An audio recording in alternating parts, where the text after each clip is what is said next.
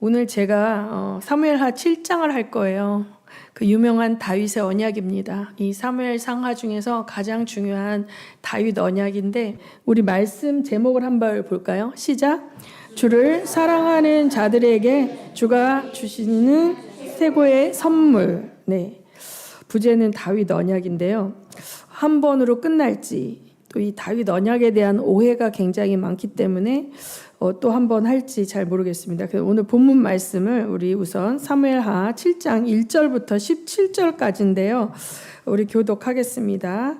7장을 오늘은 강해식으로 좀 할 겁니다. 7장 제가 먼저 읽습니다. 주님께서 사방에 있는 모든 원수에게서 다윗 왕을 안전하게 지켜주셨으므로 왕은 이제 자기의 왕궁에서 살게 되었다. 하루는 왕이 예언자 나단에게 말하였다.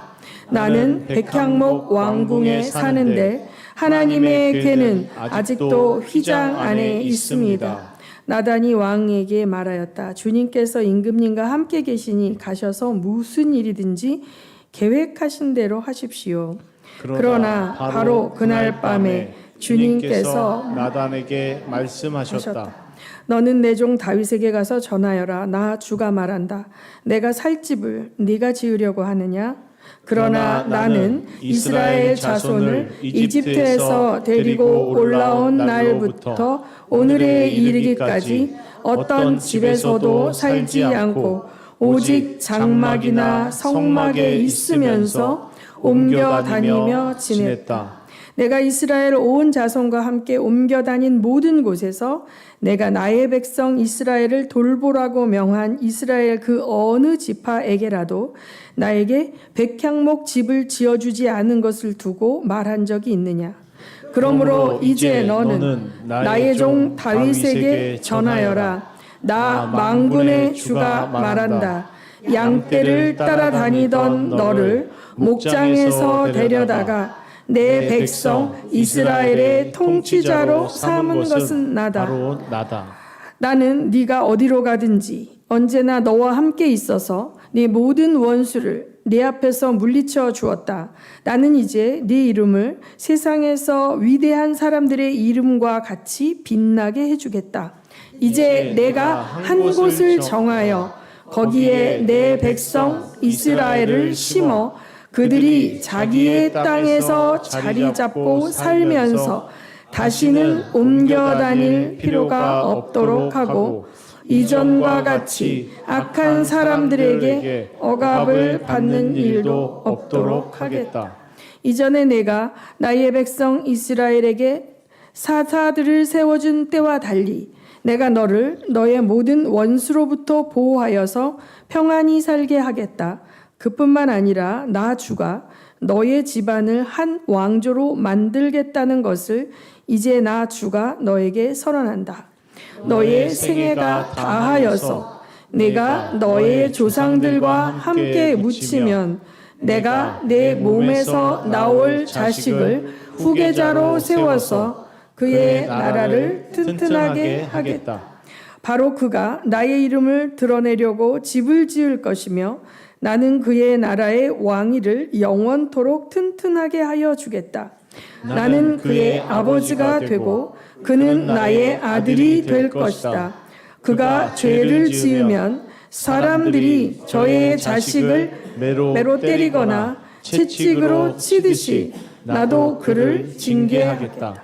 내가 사울에게서 나의 총애를 거두어 나의 앞에서 물러가게 하였지만 너의 자손에게서는 총애를 거두지 아니하겠다. 내 집과 내 나라가 내 앞에서 영원히 이어갈 것이며 내 왕위가 영원히 튼튼하게 서 있을 것이다. 나단은 이 모든 말씀과 계시를 받은 그대로 다윗에게 말하였다. 아멘. 자, 이 말씀은 유명한 다윗 언약의 말씀인데요. 우리가 다윗 언약이라 하면 이제 7장 13절, 14절까지를 이제 엑기스로 하지만 이 전후를 쭉 살펴보면 중요한 의미가 있습니다.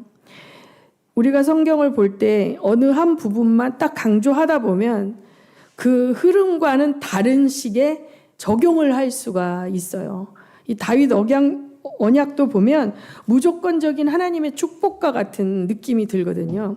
그런데 사실은 이 스토리의 배경을 보면 굉장히 중요한 부분이 있어요. 이 1절부터 3절까지 보면 자, 주님께서 사방에 있는 모든 원수에게서 다윗을 다 이기게 하셨고 이제 다윗은 어떻게 됐어요? 한시름 났어요. 그렇죠? 사울 왕가의 치열한 그 쟁탈전도 끝났고 헤브론에서 예루살렘으로 수도를 옮겼는데 그 여부스족도 다 부쉈고 그 다음에 이제 자기의 백향목 왕궁을 짓고 살게 된 거예요.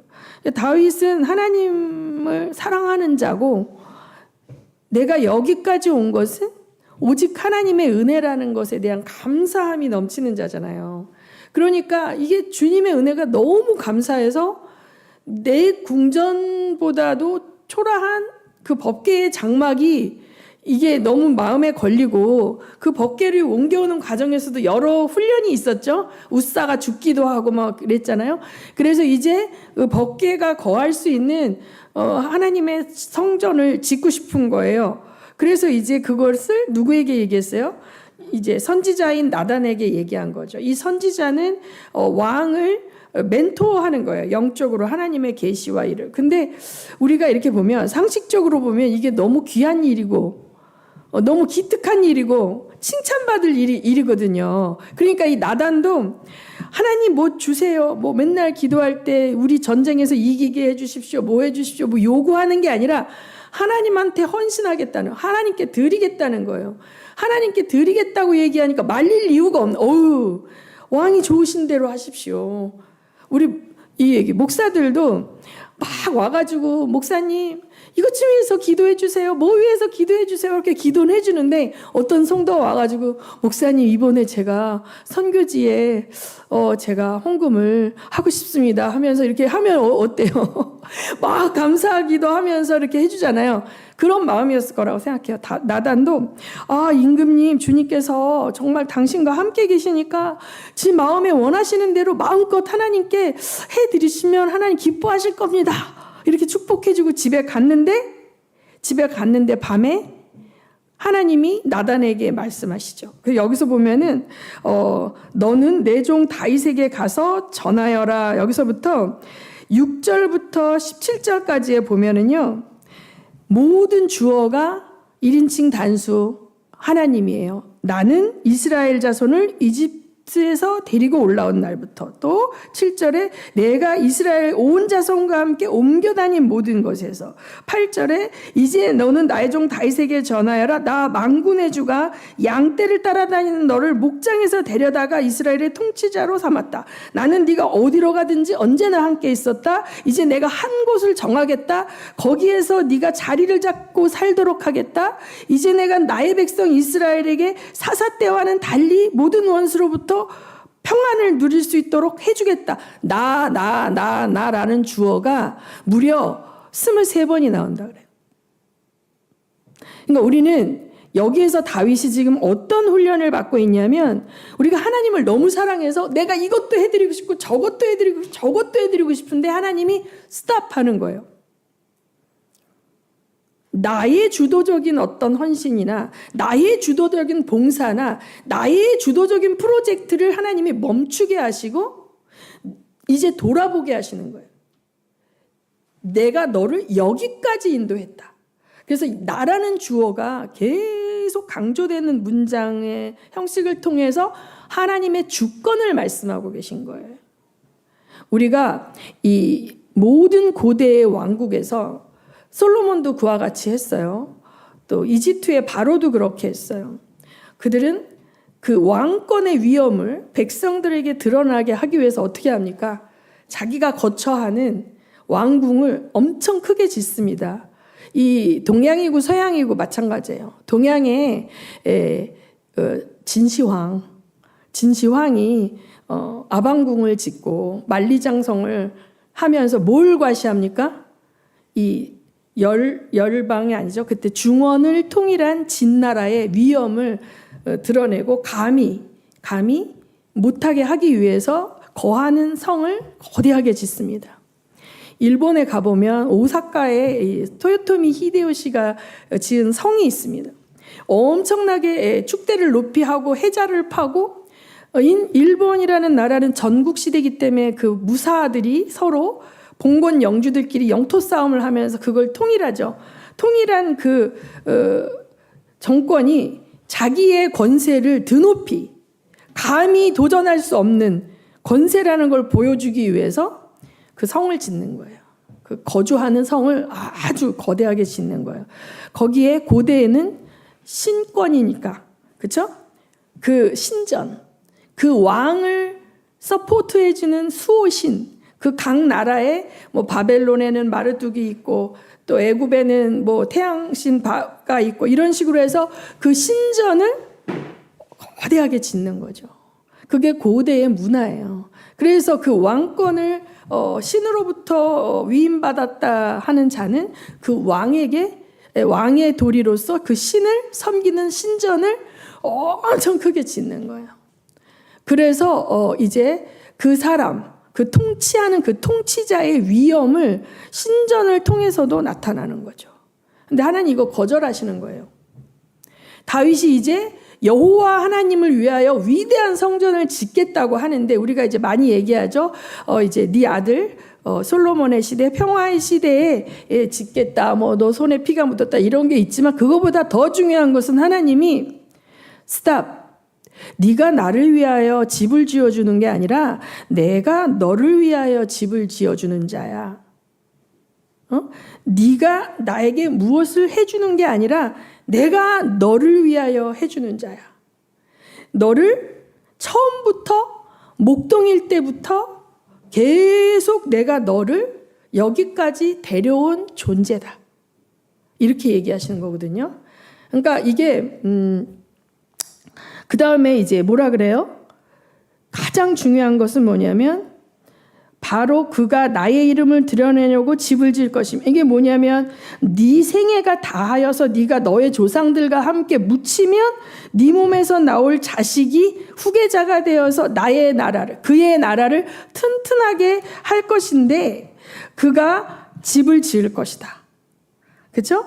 그 다음에 이제 뭐냐면 나는 그의 나라의 왕위를 영원토록 튼튼하게 하여 주겠다. 이렇게 말씀하시는 거예요. 다윗의 왕권이 영원할 것이다. 그리고 나는 그의 아버지가 되고 그는 나의 아들이 된다. 그러니까 아버지와 아들과 같은 언약 관계를 다시 한번 여기서 약속하시는 거예요. 그러니까 사울은 어땠어요? 실수했다가 잘렸잖아요. 고용되었어. 하나님께 왕으로, CEO로 고용되었는데 이게 경영을 제대로 못하고 오너의 뜻을 제대로 몰라. 그러니까 어떻게? 너 집에 가. 너 끝났어. 그래서 해고당했단 말이에요. 근데 여기서 다윗에게 하는 말씀은 뭐예요? 해고하지 않는다. 왜냐하면 호적에 들여와서 내 자식으로 만들어서 잘못하면 어떻게 한대요? 징계한대요. 잘못하면 징계하지만 자르는 게 없다는 거예요. 그러니까 이거는 고용관계가 아니라 혈연관계와 같은 언약을 약속해 준 거예요. 그래서 오늘 제목이 뭐예요? 주를 사랑하는 자들에게 주님이 주시는 최고의 선물이 뭐예요? 언약이에요. 이 언약. 잘못해도 자르지 않는 거예요. 버림받지 않는 거예요. 근데 어떻게 잘못하면 매는 맞아요. 매는 맞아. 그러면서 자, 이 왕위가 영원히 튼튼하게 되겠다 이렇게 하니까 사람들이 어떻게 했어요? 이제 예레미야라든지 이런 때 가보면 거짓 선지자들이 절대 망할 리가 없다. 절대 이 다윗 언약의 근거에서 유다 왕국은 아무리 강한 자들이 쳐들어와도 왕국 자체가 없어지는 일은 없다라고 했는데 어떻게 했어요? 망했잖아요. 그러니 뭐예요? 하나님이 말씀하신 다윗의 왕국은 가시적인 유다 왕국이 아니라 다윗의 믿음을 따라 이어지는 그 언약 백성을 따라오시는 예수 그리스도, 그분이 세우시는 왕국을 말하는 거죠. 이 중의적인 거예요. 그래서 여기서 후손은 그가 나의 집을 세울 것이며, 1차적으로 볼 때는 다윗의 아들 솔로몬이 성전을 만들었잖아요. 근데 여기서 그 다윗의 후손 예수가 뭘 세우는 거예요? 영원한 하나님의 나라, 그렇죠? 영원한 하나님의 교회, 그리스도의 몸된 교회를 세우는 것을 나의 집을 세운다고 얘기하는 거예요. 근데 이것을 우리는 알지만 구약 백성들은 어떻게 알았어요? 이 땅에 속한 유다 왕국으로 이제 해석을 한 거예요. 그래서 여기서 너무 중요한 거예요. 네 집과 내 나라가 내 앞에서 영원히 이어간다. 네 왕위는 영원히 튼튼하게 서 있다. 이렇게 말씀을 이제 하신 거죠. 그랬을 때 이제 우리가 18절부터 보면 다윗 왕이 성막으로 들어갔어요. 그러면서 18절에 보면 어떻게 해요? 주님 앞에 꿇어 앉아 이렇게 기도하였습니다. 주 하나님, 내가 누구이며 또 내 집안이 무엇이기에 주님께서 나를 이러한 자리에까지 오르게 해주셨습니까? 이 다윗의 19절부터 29절까지를 쭉 보면 다윗이 엄청 똑똑한 사람이에요. 뭐가 똑똑하냐면 하나님이 무슨 말씀을 하시는지 바로 알아들어요. 아유, 그러지 마시고 제발 저한테 좀 짓게 해주세요. 저도 이제 그 정도는 할 수 있거든요. 아버지 허락해 주세요. 막 이러지 않고 바로 주님 그렇습니다. 저같이 정말 천하디 천한 무지랑이와 같은 주님 저를 택하셔서 주님이 이러한 자리에까지 오게 하셨습니다. 그래서 여기에서부터 문장은 아까는 그 1인칭 단수 주어 나 하나님이라는 게 강조되었다면 여기서는 3인칭 단수 주 하나님 당신이 그렇게 하셨습니다. 19절에도 주 하나님, 20절에도 주 하나님 당신이 그렇게 하셨습니다. 21절에도 주 하나님 당신이 그렇게 하셨습니다. 그러니까 하나님이 딱 말을 했는데 정말 하나님이 듣고 싶어 하는 기도를 하는 거예요. 그 성전에 앉아서. 주님은 다윗이 막 온갖 보화를 끌어들여갖고 막 백성들을 괴롭혀 가면서 엄청난 성전을 지어 바치는 것보다도 나단의 말을 듣고 무릎을 꿇고 그 성막에 들어가서 아무것도 하지 않으면서 잠잠히 앉아서 하나님께서 나단을 통해서 하셨던 네가 목동일 때부터 네가 광야에서 쫓겨다닐 때 또 네가 블레셋과 싸울 때 여기저기 떠돌아다니면서 살 때 그 모든 때에 내가 너와 함께 했고 너를 여기까지 인도했다는 그 말을 알아듣고 그거를 되풀이하면서 주 하나님이 그렇게 하셨습니다. 주 하나님이 그렇게 하셨습니다. 주 하나님이 그렇게 하셨습니다. 그러니까 얘는 어떻게 이렇게 내가 하면 척하고 알아듣고 그것에 가장 맞는 응답으로 기도를 하고 있는 거예요. 지금 다윗이. 아멘. 그래서 지금 23절에 보면 어떤 민족이 주님의 백성 이스라엘과 같겠습니까? 하나님이 직접 찾아가셔서 이스라엘을 구하여 내시고 백성으로 삼아주셨습니다. 또 이 이스라엘을 세우셨습니다. 애굽에서 우리를 건져내셨습니다 하면서 하나님이 친히 하신 것들을 막 이렇게 하는 거예요. 주 하나님이 하셨습니다. 주님의 종 다윗이 그러면서 맨 마지막에 주님 그렇게 해주십시오. 저희 집안도 주님 앞에서 튼튼히 서 갈 수 있도록 해주십시오. 만군의 주 이스라엘의 하나님 주님께서 몸소 이 계시를 이 종에게 주시고 내가 너의 집안을 세우겠다 하고 말씀하여 주셨으므로 주님의 종이 감히 주님께 이러한 간구를 드릴 용기를 얻었습니다. 이렇게 얘기하는 거예요. 그러니까 하나님 정말 그 위대하신 하나님, 전능하신 하나님, 만군의 주 되신 하나님이 미천한 나의 집안에 나를 찾아오셔서 여기까지 인도하여 주신 것만도 감격인데 이제부터 하나님이 침묵하셔도 나는 받은 은혜만 묵상하면서 살아도 정말 감사한데 지금 뭐예요? 나단을 통해서 또다시 말씀하여 주셨대. 친히 말씀하여 주셨대. 내가 앞으로 어떻게 하라고. 내가 너희 집안을 앞으로 어떻게 하겠다고. 이 현재의 시점에서 과거에 행하신 것을 말씀해 주셔서 감사한데 앞으로 미래의 우리 가정, 우리 집안을 이 이스라엘을 어떻게 행하시겠다고 말씀하여 주시니까 내가 몸둘 바를 모르겠습니다. 주님 그렇게 해주세요. 그렇게 해주세요. 그러고 뭐예요? 성전 안 줬어요. 성전 안 줬어요. 그래서 뭐냐면 주 하나님께서 직접 그렇게 약속하여 주셨으니 주님의 종의 집안이 영원토록 주님이 내리시는 복을 받게 해주십시오. 그러니까 하나님이 약속한 복을 구하는 거예요. 그러니까 여기서 뭐냐면 네가 날 위해서 뭘 해주는 자가 아니야. 내가 너에게 뭘 해주는 자야. 여태까지도 내가 널 위해서 뭘 해줬지만 앞으로도 내가 널 위해서 뭘 해줄 거야. 그랬을 때 아멘 주님 해주세요. 끝까지 해주세요. 죽을 때까지 해주세요. 우리 집안에 영원토록 하나님이 필요합니다. 이렇게 얘기하고 있는 거예요. 그래서 이 다윗 언약은 철저하게 하나님의 주권, 그리고 이거 중의적으로 예수 그리스도의 하나님 나라를 이제 이야기하고 있죠. 이 언약의 성취는 예수에 의해서 되는 거예요. 그래서 여기 이제 보면 4절에서 7절은 하나님은 누군가가 지어주지 않으면 거할 곳이 없는 분이 아닌 거예요. 하나님은 우리의 헌금을 요구하시는 분이 아닌 거예요. 그것이 하나님 필요한 게 아니라는 거죠. 하나님은 그냥 내 집은 내가 질 수 있어. 이 백향목이라는 것은 그 당시 최고의 건축자재거든요. 최고의 건축자재로 하나님께 지어 바쳤다고 해서 뭔가 하나님을 엄청 사랑하는 것 같이 생각하고 그런 오류들을 굉장히 많이 범하고 지금까지도요. 성전 건축, 교회 건축할 때 막 이렇게 해서 설교하는 분들 많습니다. 구약의 솔로몬 성전. 근데 진짜 하나님이 원하시는 거는 집 지어 바치는 게 아니라는 거예요.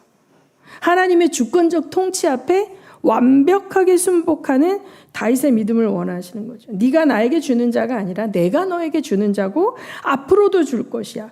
너를 통치자가 되게 했고 너를 모든 원수와의 싸움에서 지키고 승리하게 한 것도 나고 이제 이곳 예루살렘에서 이스라엘을 다스리게 한 것도 나고 너의 집안을 네 대에서 끝나는 게 아니라 한 왕조로 만들었고 그 왕조가 네가 죽은 후에도 계속되게 영원토록 할 것도 나야. 그리고 나는 너의 후손과 아버지와 아들의 관계가 되어서 네 아들이 잘못해도 징계하지만 버리지는 않을 거야. 영원히 그 영원한 언약 가운데에서 내가 그를 이끌어 줄 거야. 이런 거죠. 이게 최고의 약속이고 최고의 축복인 거예요. 그래서 그냥 하나님 제가 집을 지어드리고 싶어요. 당신의 언약궤를 놓을 수 있는 성전을 짓고 싶어요 했는데 하나님이 No thank you 마음만 받겠어 하고 대신 내가 너에게 이걸 줄게 했는데 이것은 엄청난 거죠. 이 세상의 그 어떤 것과도 바꿀 수 없는 엄청난 것을 다윗이 받은 거예요. 아멘. 우리가 그걸 받은 자예요. 왜? 우리는 지난주에도 뭘 했습니까? 성찬을 했어요. 하나님의 새 언약의 파트너라는 거를 모이면서 한 거예요. 우리는 뭐예요? 신부. 신랑과 신부의 관계인 거예요. 그러면서 이제 이 다윗 언약이 오기까지 제가 이제 조금 이거를 정리해 드리고 싶었어요. 믿음의 훈련이 있습니다. 다윗의 인생을 보면 다윗이 하나님께 사무엘의 뿔에 의해서 기름 부음을 받던 그 시점부터 다윗은 훈련이 시작되었어요. 그렇죠? 그런데 자 다윗이 표면적으로 드러나기 전 어린 시절에는 하나님이 전격적으로 보호하셨어요. 사자 입에서 양도 꺼내고 막 이랬잖아요. 자 우리도 하나님이 처음에 선택하시고 하나님의 호적에 입적이 돼서 우리가 영적으로 태어나게 될 때, 그렇죠? 믿음의 첫 단계 훈련 시절에 어린아이 시절에는요. 우리가 기도하면 하나님이 뭐예요? 그래 오냐 응답해 주세요. 우리가 생각만 한 것까지도 응답해 주신다니까요. 그런데 이제 좀 성장하잖아요. 그러면 하나님의 말씀과 내 옛 자아가 따로 있죠. 나의 혼적인 자아, 우리 손 목사님 맨날 옛 자아, 거듭나기 전에 우리가 살았던 나의 캐릭터, 나의 혼적인 자아가 있죠. 내 영은 거듭났지만 내 혼적인 자아와 나의 육신을 입고 내가 있잖아요. 그런데 하나님의 말씀이 있잖아요. 그래서 이것을 가지고 하나님이 우리를 훈련하시는 거예요. 이스라엘 백성을 훈련하시는 거랑 똑같습니다. 그래서 하나님의 말씀에 순종하면 상을 줘요. 형통해요. 그런데 하나님 말씀을 어기고 옛사람을 따라 살면 뭐예요? 문제가 생겨요. 전대가 빵꾸가 난다든지 뭔가 안 좋은 일이 생긴다든지 그래서 당근과 채찍을 가지고 인과응보처럼 하나님의 말씀에 순종하면 형통하고 하나님의 말씀을 어기면 뭐가 안 되고 이렇게 해서 요 단계가 있습니다. 훈육 단계. 그래서 이제 말씀에 순종하는 믿음의 훈련의 단계를 거칩니다. 그런데 이제 이 단계 다음 단계가 뭐냐면 하나님의 말씀에 순종할 힘이 생기는 거예요. 자꾸 내 고집대로 하고 내 뜻대로 했더니 뭐 열매가 없죠. 그리고 낭패와 실망을 당해. 계속 마이너스 어려움이 생겨. 그러니까 이제는 자발적으로 순종하고 싶은 마음이 생겨서 이제 하나님의 말씀에 순종하고 잘 따라가. 근데 여기서 조금 더 하나님을 사랑하게 되면 하나님을 위해서 뭔가 하고 싶어. 하나님을 위해서 뭔가 해드리고 싶어. 막 해드리고 싶잖아요. 그래서 이제 막 합니다. 그런데 하다가 어떻게 돼요? 이제 자기 기질과 성품대로 하고 내가 하고 싶은 거라는 하나님이 원하시는 거라는 게 아니라 내가 하고 싶은 거래요. 여러분 많은 프로젝트들 가운데 하나님이 하지 말라 그랬는데 사역자들이 하고 싶어서 벌렸다가 열매 없이 끝난 일들이 엄청 많거든요. 그리고 우리 성경에 나오지 않습니까? 주여 주여 우리가 주의 이름으로 귀신을 쫓아내고 막 이렇게 했는데 나는 네가 너의 일을 했지 내 일을 했느냐? 표면적으로 굉장히 하나님 일 같이 보이고 선한 일로 보여요. 다윗이 백향목으로 하나님의 성전을 지켰다는 거 얼마나 귀한 일, 하나님께 영광 돌리는 일이고 누가 봐도 이거는 합당한 일이고 믿음의 백성들을 다 동참하기를 원할 만큼 하나님 기뻐하실 것 같이 보이는 일이잖아요. 그런 일이 있어요. 근데 실상은 하나님이 안 기뻐하시는 일이 있어요. 옛날에 읽었던 예수전도단의 그 책이 있는데 그 생각이 나요. 그 예수전도단은요, 전 세계를 배를 타고 다니면서 항구에 내려서 그 아울리치 팀들이 그 도시로 들어가고 거기 전도하고 또 다시 그 배를 타고 떠나고 그런데 그 배를 이제 건축하는 그 헌금을 하고 막 이러는 과정 속에서 그 배가 이제 완성이 됐어요. 완성이 됐는데 엄청나게 사람들이 너무 환호하는 거야. 야, 우리의 힘으로 이걸 해냈어. 이 배 엄청난 배 이제 전 세계를 다니면서 하나님의 말씀이 증거되며 선교가 이제 될 거야 막 하는데 예수님이 안 보이는 거예요. 그 로렌 커니맨 보니까 배 뒷머리에 예수님이 딴 데 보고 서 계신 거죠. 너희는 이 배를 보고 환호하고 나를 보지 않는다는 거죠. 그러니까 많은 사역자들이 어떤 프로젝트, 어떤 그것이 성공하고 어떤 사역이 막 됐을 때 그것이 곧 하나님이 기뻐하실 거라고 하는데 어떤 경우는 하나님이 그걸 안 기뻐하시는 거를 했을 수도 있어요. 우리는 기뻤으나 하나님이 그 타이밍에 그 물질을 거기에 쓰기를 원치 않았을 수도 있어요. 그래서 우리가 하나님께 묻고 기도하면서 가야 되는 거잖아요. 그래서 내 열정과 내 기질과 나의 원함으로 하나님께 뭔가를 하려고 하는 것들을 다룸을 받아야 되는 거죠. 이 다룸을 받다가 잘린 게 누구예요? 사울이죠. 그렇잖아요? 아말렉에 속한 모든 것은 다 죽이라 그랬는데 너무 아까운 거예요. 그 탐스러운 양과 이게 너무 아까운 거예요. 이거 그냥 놔뒀다가 하나님께 제물로 바치면 될 텐데 너무 아까워. 그러니까 내 생각대로. 하나님의 명령이 아니라. 근데 이걸 내가 먹는 게 아니라 하나님께 드리겠다는 거예요. 안 받으시죠? 거기서 하나님이 받기 원하시는 거는 주권적 순종을 받기 원하시는데 사람들은 사역적인 어떤 가시적인 성전을 지어 바치는 것과 같은 어떤 프로젝트를 완성하는 것 같은 어떤 이벤트성 뭔가를 해서 뭔가 잔치를 벌여갖고 와 좋았는데 열매가 없을 때 주님은 안 기뻐하실 수 있어요. 그래서 여기서 하나님께서 훈련하기 원하는 것은 열매가 없습니다. 열정을 가지고 했는데 열매가 없어요. 그래서 이 단계에서 하나님 훈련하시는 거는 하나님을 사랑하지만 하나님을 사랑하여 뭔가를 하려 하지만 하나님의 말씀과 주권에 순종하면서 하는 훈련을 해야 되는 거예요. 그 다음에 이제 다음에 뭐냐면 다윗의 인생을 보면서 우리가 아는 것은 하나님은 우리를 영적 전쟁에 투입하셔요. 어느 정도 이제 믿음이 성장하고 하나님과의 커뮤니케이션이 되고 말귀를 알아듣잖아요. 하나님은 하라는 거 하고 멈추라는 거 알고 이 말귀를 알아듣게 되면 하나님은 영적 전쟁에 투입합니다. 영적 전쟁에 투입할 때 하나님이 도와주세요. 항상 우리보다 센 적이 와요. 그래야 훈련이 되니까. 그렇지만 기도하면 하나님이 피할 길을 주셔서 이기게 하십니다. 승리를 주셔요. 그래서 말씀대로 이제 우리가 살 때 세상이 우리를 뭐예요?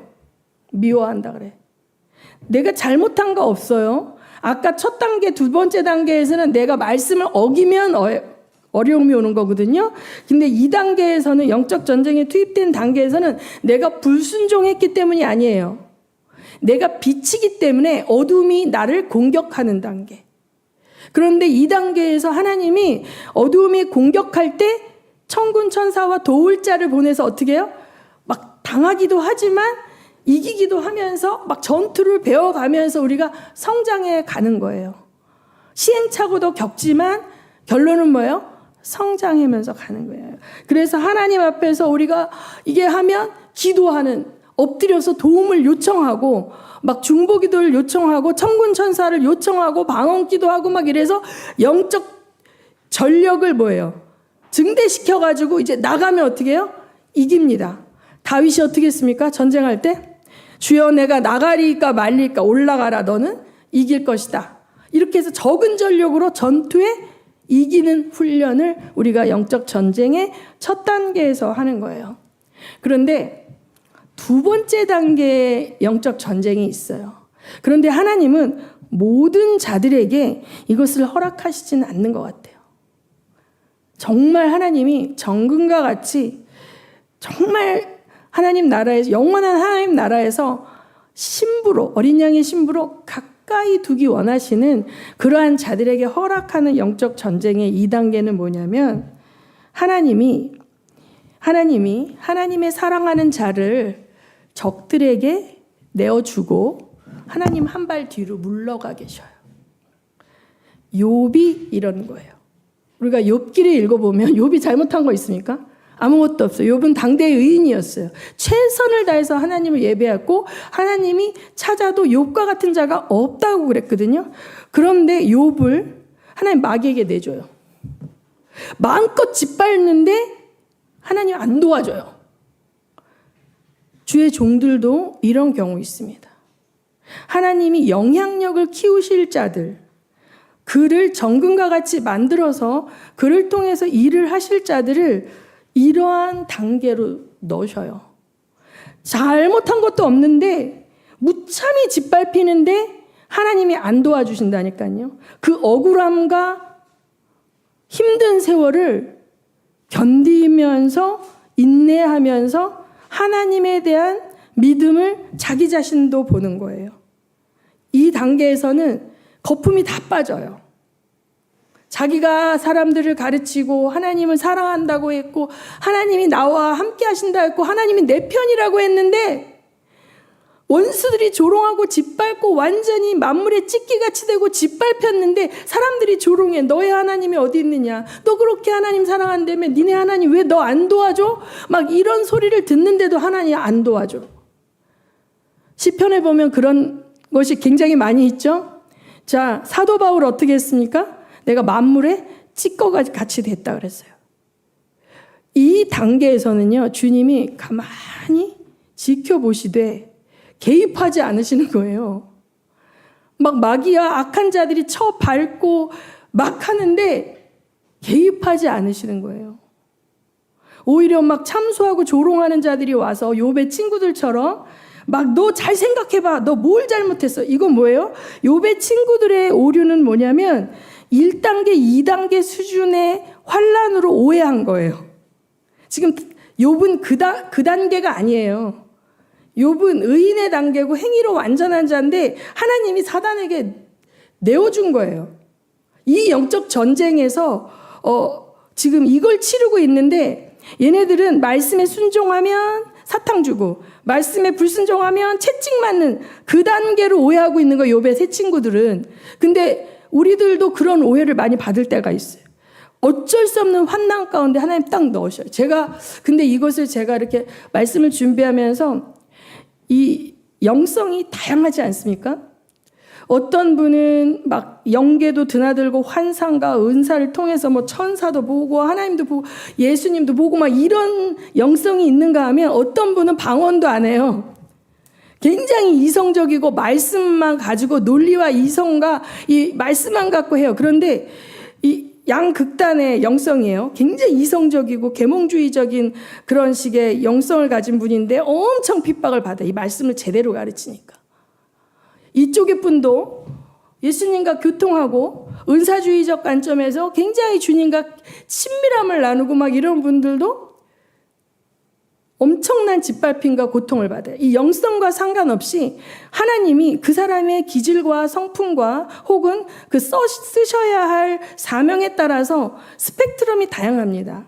은사주의가 있고 또 이렇게 말씀과 어떤 신학자가 있고 이런데 그 가운데에서도 정말 하나님이 쓰시기 원하는 자는 사단에게 내어줌을 당하는 것 같은 불편함과 고통을 당합니다. 제 신학교의 그 은사 되시는 그 송 교수님이 창세기부터 구약의 끝까지 그 엑스페지먼틀이라는 이 주석서를 참 썼어요. 근데 그게 본인이 썼다기보다는 많은 참고 서적을 이렇게 어떻게 보면 백과사전식으로 이렇게 편집해 놓은 거예요.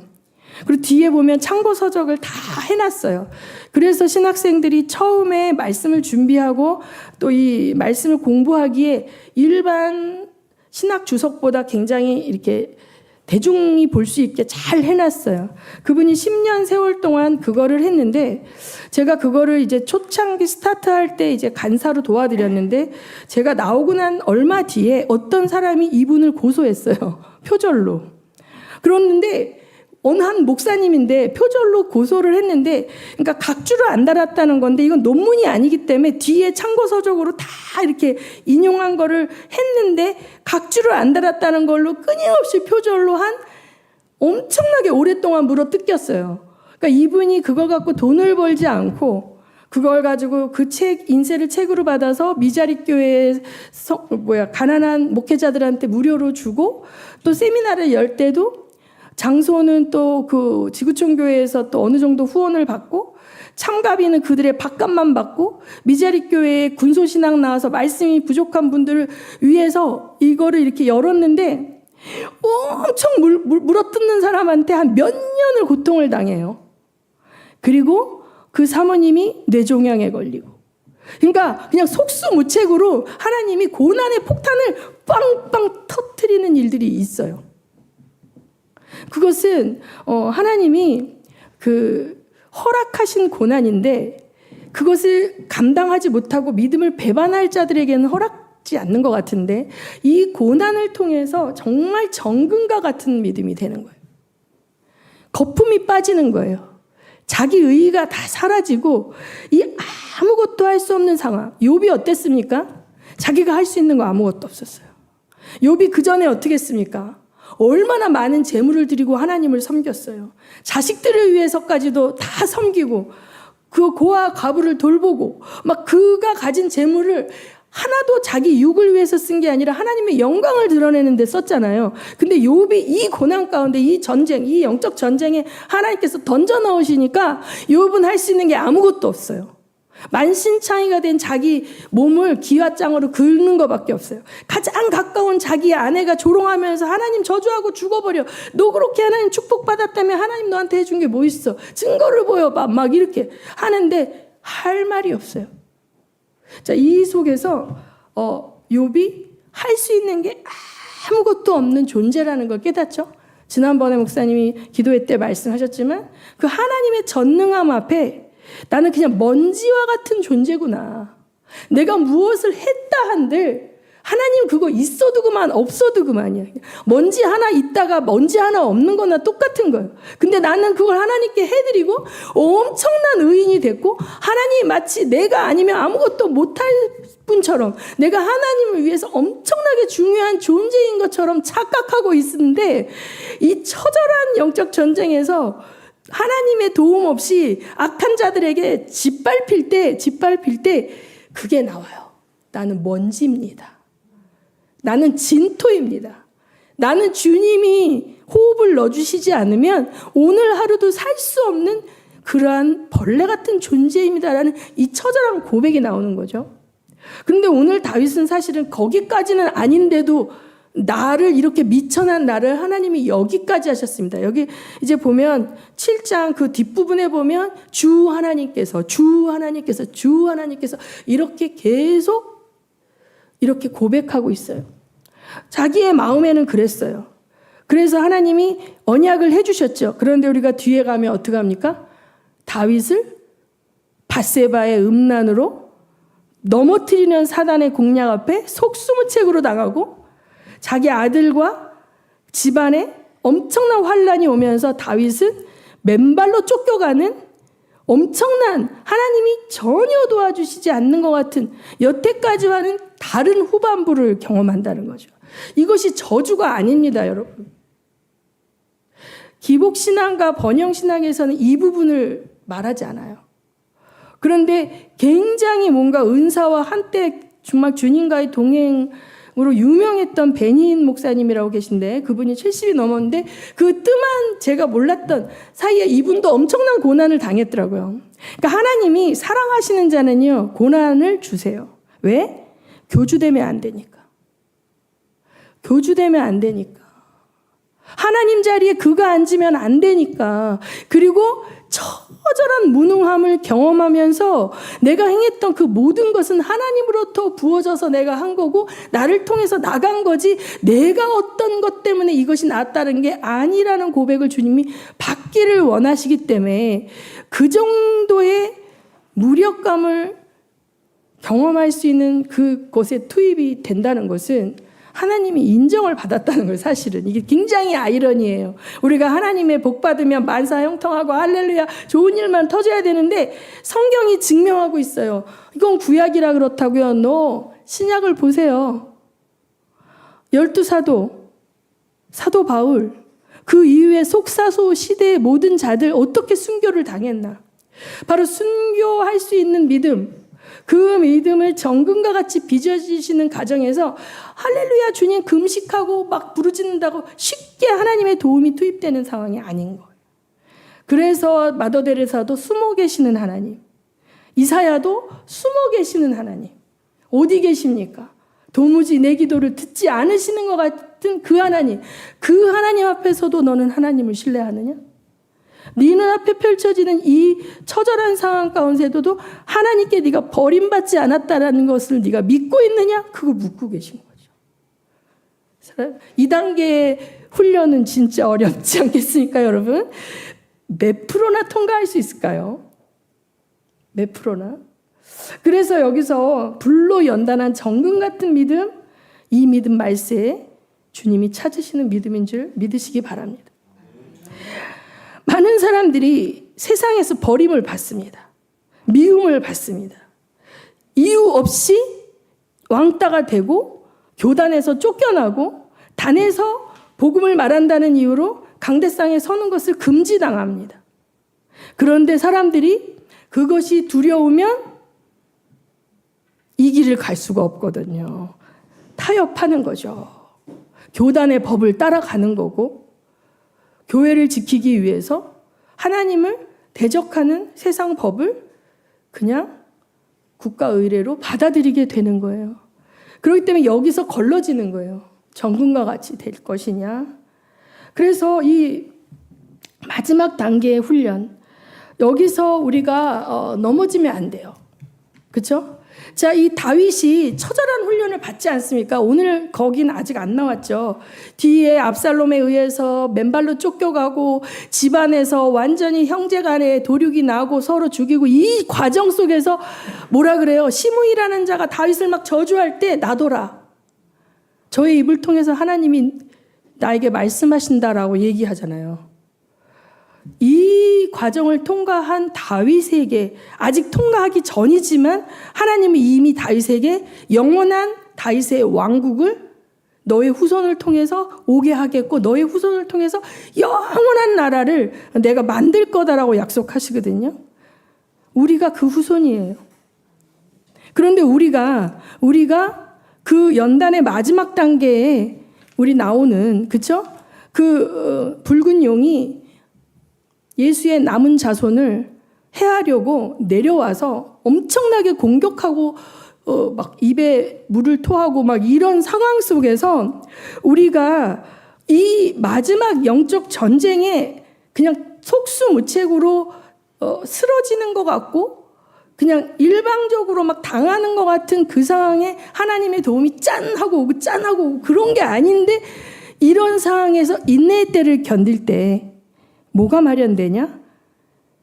예수님이 오실 길이 마련되는 거예요. 다윗의 인내와 다윗의 훈련과 다윗의 후손들을 통해서 초림 예수님이 오실 유다의 왕실이 성립이 되어지고 그것이 왔다면 그 다음에 어떻게 했습니까? 여러분 잘 알다시피 유다 왕국이 풍지박산이 나고 포로로 끌려갔다가 돌아왔다가 막 그렇게 하죠. 이방인이 다스리는 시대가 왔다가 헤롯 같은 가짜 왕이 나타나고 막 이런 와중에도 예수님은 나오셨어요. 아브라함과 다윗의 후손 예수는 나오셨잖아요. 그것처럼 마지막 때에 예수님이 다시 오실 때에 이 불같은 시험을 통과한 연단을 견딘 자들을 통해서 예수님 다시 오실 길이 예비되는 줄 믿습니다. 아멘. 우리 서진교회 성도들은 여기서 한 사람도 물러서지 않고 끝까지 순종함으로 승리하시는 여러분 되시기를 축원합니다. 이 시간에 좀 길어졌는데 기도하겠습니다.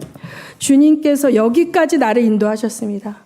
먼저는 나의 나됨을 자랑할 것이 아니라 주님의 은혜임을 고백하고, 여러분이 믿지 않는 가운데 살았을 때, 여러분이 허탄한 것에 휘둘렸을 때, 그러나 지금 여러분이 요동함이 없는 믿음으로 견고하게 서 있는 것 감사하시기 바라고, 하나님이 이제 불로 연단한 금을 가진 그러한 우리의 정금 같은 믿음으로 우리를 허락해 주시도록, 우리가 그 믿음을 소유할 수 있도록 승리하는 믿음을 주시도록 기도하시겠습니다.